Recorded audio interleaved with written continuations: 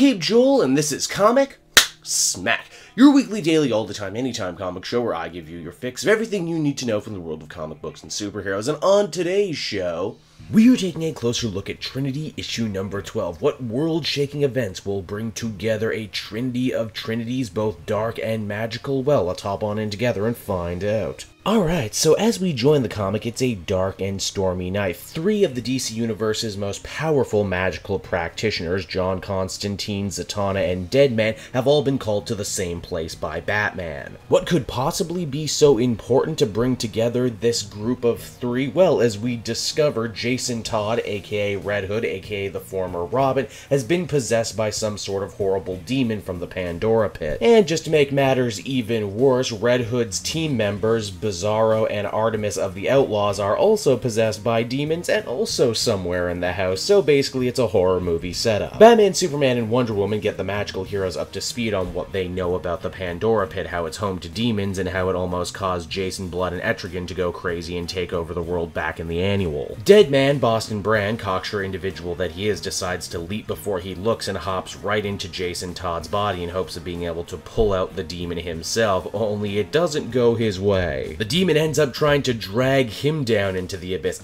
You see, this is why you always get an old priest and a young priest. With Deadman having failed, it's time for everyone's favorite slimy time limey to step up to bat, or I guess step up to the pitch if you prefer a more Britishy one. Constantine feels that if the possession is as powerful as they all believe it is, then no exorcism will be able to save Jason. Instead, if they want to get him back, they're going to have to go to the source, the Pandora Pit itself. The only problem with that is no one actually knows where it is right now.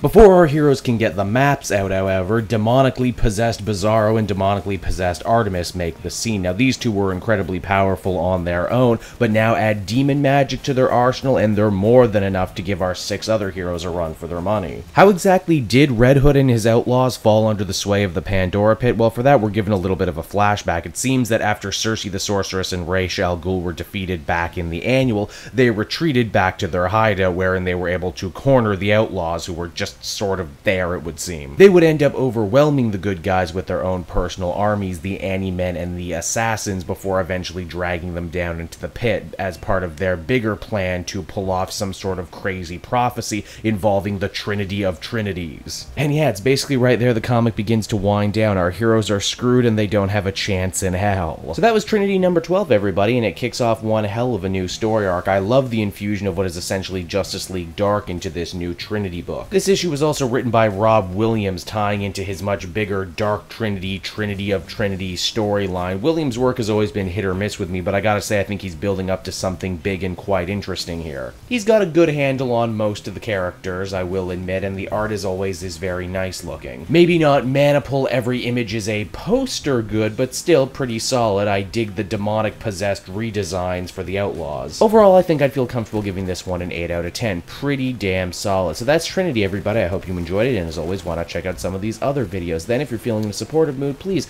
why not become a patron? For as only as little as $1 a month, you can support me in the channel, while also getting exclusive videos and content before anybody else. So until next time, everyone, this has been Cape Joel. Thank you so much for watching, and I'll see you all again later.